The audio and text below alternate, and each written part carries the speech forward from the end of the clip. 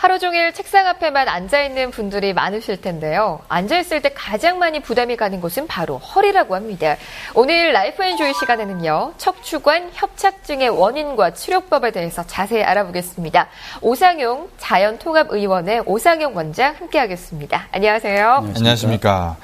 자, 저도 이제 허리가 가끔 아파가지고 침을 맞거나 또 이 물리치료를 받기도 합니다. 척추관 협착증이라고 지금 김윤아 아나운서가 설명해 주셨는데 어떤 겁니까, 이게? 이제 사실 척추는 여러 가지 이제 병들이 있는데, 네. 크게 이제 측만증이라든지 디스크, 척추관 협착이 있을 수가 있습니다. 네. 이 측만증은 사실 이제 허리가 S라인으로 이렇게 균형을 유지하고 있어야 되는데, 네. 뭐 어떤 근육이 안 좋다든지 자세가 안 좋게 되면은 이제 틀어지거나 휘면서 각도가 이제 휘어지게 되는데, 만약에 10도 이상 휘게 되면 우리가 측만증으로 진단을 내릴 수가 있고, 네. 그리고 이제 사실 측만증은 원인을 모르는 그런 특발성인 경우가 많이 있습니다. 디스크는 척추와 척추뼈 사이에 수액이 들어있는데, 네. 이 수액이 이제 섬유륜이라는 걸로 둘러싸여 있습니다. 근데 이 섬유륜이 여러 가지 원인에 의해서 터지면 안에 있는 수액이 흘러나오면서 이제 신경을 눌러서 압박하는 걸 우리가 디스크라고 그러는데, 그래서 뭐 팔다리가 저린다든지 방사통이 있다든지 감각 이상이 올 수가 있습니다. 척추관 협착은 실제로 어떤 여러 가지 원인에 의해서 신경이 지나는 통로가 좁아져서 신경이 압박해서 신경이 눌리는 여러 가지 원인 때문에 요통이라든지 다리에 어떤 신경학적인 증상이 발생하는 것을 우리가 척추관 협착이라고 합니다. 맞아요. 말씀하셨던 척추관 협착증, 그 원인에 대해서는 어떻게 좀 분석할 수 있을까요? 사실 이제 이게 정상적인 허리입니다. 네. 정상적인 허리인데, 이 허리도 나이가 들면 허리뼈라든지 어떤 디스크에 여러 가지 퇴행성 변화가 나타나게 돼서, 자, 이제 이렇게 퇴행성 변화가 이렇게 나타나게 됩니다. 이렇게 되면은 실제로 이제 뼈 자체도 이 퇴행성 변화가 오기 때문에 골극이라는 것이 형성이 되면서 이게 이제 신경을 눌러서 압박할 수가 있고요. 그다음에 이제 디스크가 이렇게 압박이 되면서 뒤에 이제 이 척추관이라든지 이 추간공이라는 것이 있는데, 네. 이 신경이 지나는 통로입니다. 네. 이 통로가 앞에서는 터져나온 수액이 눌리고, 네. 뒤에서는 이렇게 후관절이라든지 인대가 비대해지면서 눌려서 흡사, 이 신경이 목이 조이는 듯이 이렇게 압박이 되면서 생기는 것이 척추관 협착이 되겠습니다. 네. 지금 그 정상적인 단계에서 지금 디스크 증세 비슷한 척추관 협착증 증세까지 그 단계를 저희들이 가정을 한다면 단계별로 좀 통증이 좀 다를 것 같아요, 그죠? 네. 예, 그렇습니다. 사실 척추관 협착은 이제 전형적인 증상이 걸을 때 네. 다리가 저린다든지 종아리가 터질 듯이 아파서 걷다가 이제 쭈그려 앉았다 걷는 이런 것이 이제 전형적인 증상이 되겠습니다. 근데 이제 초기 단계에서 이 척추관 협착은 척추 마디의 어떤 그런 불안정성이 문제가 되기 때문에 네. 다리 저림보다는 허리의 통증이 오게 됩니다. 근데 이제 이것이 만성화 단계로 접어들면 허리는 상대적으로 안정화되기 때문에 실제로 허리 통증보다는 이제 본격적으로 신경이 눌려서 압박이 되는 다리의 저림이라든지 종아리가 터질 것처럼 아픈 이런 통증이 본격적으로 나타나게 되게 됩니다. 그럼 이런 척추관 협착증은 어떤 나이 때 가장 많이 발생하나요? 요즘 어린 학생들도 척추가 안 좋은 그런 이야기 참 많이 들었거든요. 실제로 척추관 협착은 40대 후반에서 특히 이제 50대에서 70대 많이 발생하게 됩니다. 근데 이제 이 척추관 협착 중에서 이제 특이한 것들도 있는데, 실제로 위에 있는 마디와 아래에 있는 마디가, 위에 있는 마디가 미끄러지면서 이제 이게 전방으로 탈출해서 생기는 협착이 있는데, 이걸 퇴행성 전방 전이증이라고 그럽니다.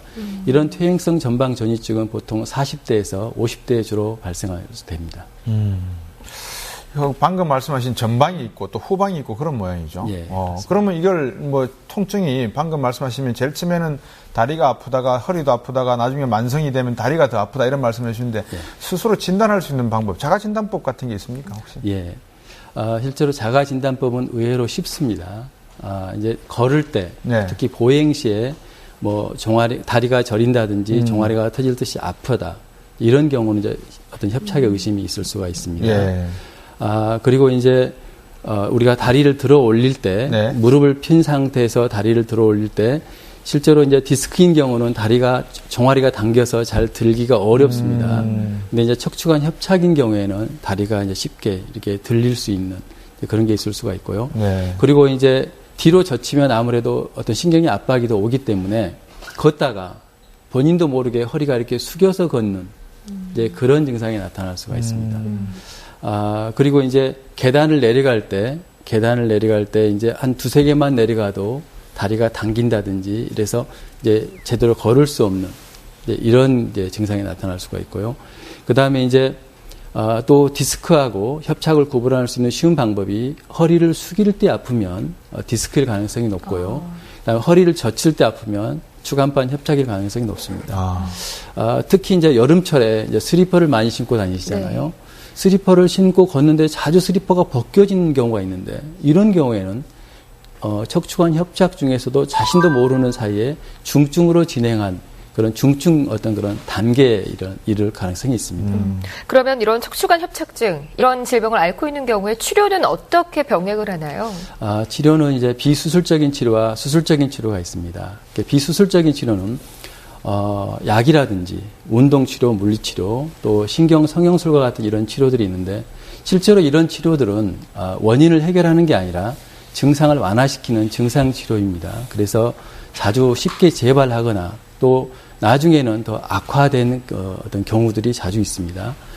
그리고 수술적인 치료는 인공 디스크를 치환한다든지 네. 또는 척추체를 어떤 성형시키거나 유압시키는 이런 치료들이 있을 수 있는데 실제로 이제 많은 연구들을 보면 3명 중에서 1명은 수술 전보다 더 이렇게 증상이 심하게 되는 경우가 있고 설령 수술이 잘 됐다 하더라도 이런 수술적인 치료는 원인을 해결하는 것이 아니기 때문에 어떤 그런 육체적인 일을 한다든지 또는 어떤 골프나 테니스와 같은 운동을 다시 하기가 어려운 상황에 놓이게 됩니다.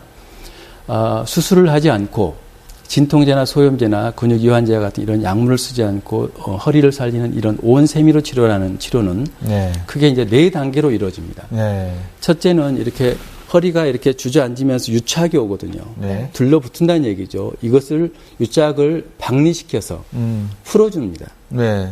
그리고 이 주저앉은 허리를 척추와 척추관의 어떤 그런 긴장된 어떤 단축된 근육을 정상으로 회복시켜서 다시 일으켜 세웁니다. 네. 세 번째로는 근육의 어떤 혈관 치료라든지 영양 치료를 통해서 근육을 건강하게 만들어주고요. 그리고 네 번째로는 어떤 중심 근육 운동, 온세미로 운동을 통해서 중심 근육을 튼튼하게 만들어주면 약을 쓰지, 이렇게 진통제라든지 이런 소염제나 약을 쓰지 않고 수술을 하지 않고도 다시 육체적인 일을 할 수가 있고 또 골프나 테니스를 즐길 수 있을 정도로 튼튼한 허리로 회복될 수 있습니다. 그 치료 이름을 온세미로라고 하셨습니까? 예. 온세미로가 어떤 의미예요? 온세미로는 순수한 우리나라 말입니다. 예. 그래서 자르거나 쪼개거나 훼손하지 않고 있는 그대로 복원시킨다는 뜻인데 실제로 이 치료가 수술이나 어떤 진통제나 소염제 같은 약을 쓰지 않고 우리 몸을 살리는 의미에서 온세미로라고 이렇게 명명을 한 겁니다. 오상용 원장님께서 지금 하고 계시는 그 병원이 네. 방금 말씀해 주신 그런 자연적인 치료와 관계된 거라 그러면 저는 지금 궁금한 게 설명은 쉽거든요. 네. 이렇게 붙어 있는 거를 띄워주고 이게 어느 정도 기간이 필요하고 네. 이런 것도 좀 궁금해요. 어느 정도 치료를 받아야지만 저 증상에 따라 틀리겠지만 일반적으로. 그것은 이제 얼마나 오랫동안 알아봤는지 또는 이제 디스크가 몇 개 있는지 협착이 몇 군데 와 있는지 또 협착과 동반된 이런 여러 가지 합병증이 있는지 당뇨나 어떤 그런 간장질환 네. 같은 이런 질환이 있는지에 따라 다른데 보통은 한 마디 협착이 있는 경우에는 6개월에서 9개월 정도 이제 치료를 하시고 집중 치료 기간은 한 4주 정도 되겠습니다. 네. 예방법이 제일 궁금할 것 같아요. 뭐든지 병은 예방이 최고지 않습니까? 네. 결국 뭐니 해도 자세가 중요합니다. 네. 서 있는 자세, 앉아 있는 자세, 또 일하는 물건을 드는 자세, 또 설거지하는 자세 이런 자세가 굉장히 중요합니다. 두 번째로는 허리는 중심 근육이 굉장히 중요한데 수영과 같은 또 온세미로 운동과 같은 이런 중심 근육 강화 운동을 통해서 중심 근육을 튼튼하게 해주면 허리가 안정화되기 때문에 네. 우리가 예방이 가능하고요.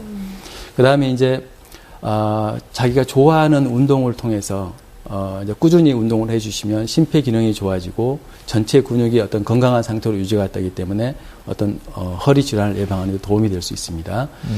그리고 어떤 그런 술, 담배 같은 지나친 음주라든지 흡연. 흡연 같은 걸 좀 자제하시고 예. 그다음에 이제 충분한 수면이 중요하고요. 예. 그리고 또 가장 중요한 것은 균형 잡힌 영양 식사입니다. 그래서 규칙적인 식사를 통해서 어떤 그런 건강 상태를 잘 지켜주신다면 튼튼한 허리를 예방할 수 있겠습니다. 그렇군요. 네, 오늘 이 척추관 협착증에 대해서 자세히 들어봤습니다. 오상현 원장 함께했습니다. 감사합니다. 고맙습니다. 감사합니다.